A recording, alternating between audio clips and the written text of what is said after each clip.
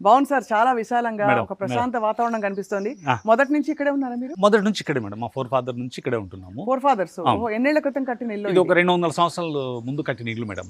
ఆహా. సో అప్పటి నుంచి మేము ఇలాగే ఉంటున్నాం మా వారసత్వంగా. ఆ. నేను కాకుంటే ఒక 15 ఏళ్ళ కింద ఇంట్లో వాస్తు అంతా మార్చుకుంటూ ఆహా. తర్వాత నేను తిరుపతికి, మీకు తెలిసినట్టుగా తిరుపతిలో రెస్టారెంట్గా గత 17 ఏళ్ళుగా ఉంటున్నాను. అదే. సో ఇక్కడికి మళ్ళీ నెలలో 2 రోజులు 3 రోజులు అట్లా వచ్చి పల్లెలు పెళ్ళిళ్ళు ఏదన్నా ఉంటే చూసుకుంటూ మళ్ళీ బంధువులు కలుసుకుంటూ మళ్ళీ తిరుపతికి వెళ్తూ ఉంటున్నాం. ప్లీజ్ భలే ఉన్నాయి పూల మొక్కలు. మేడం.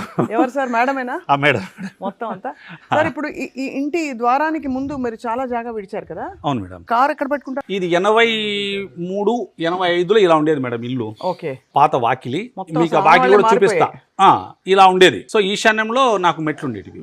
తప్పు, ఈశాన్యంలో మెట్లు ఉండకూడదు. అంటే అది విత్ ఇన్ బిల్డింగ్ లోపలన్నా ఉండాలా. సో నాకు అది ఇష్టం లేదు. నా లెక్క ఏంటంటే కారు 7 సంవత్సరాలు వస్తుంది నాకు. ఎండలో ఈ వానలో పెట్టడం వల్ల 5 సంవత్సరాలు వస్తుంది. కానీ ఆ 2 సంవత్సరాలు చిన్న నష్టం, నాకు 1,00,000, 2 లక్షలు నష్టం వస్తుంది. కాకుండా నాకు దానికోసం షెడ్ వేసుకుంటే నాకు వాస్తవంగా నాకు బెనిఫిట్ జరగాల్సినటువంటి నాకు, నా కుటుంబానికి, నా వ్యాపారంలో జరిగే దానికన్నా ఇది నష్టం పెద్దది కాదు అనే ఉద్దేశంతో నేను అలా పెట్టుకోలేదు. సో అయితే మరి కారు బయట పార్క్ చేస్తారు మీరు? బయట పార్క్ చేస్తా, ఇక్కడ పెట్టేస్తా, కారేమో ఇక్కడ పెట్టేస్తా. సపరేట్ షెడ్ అయితే వేయట్లేదు. అది అంతే మేడం.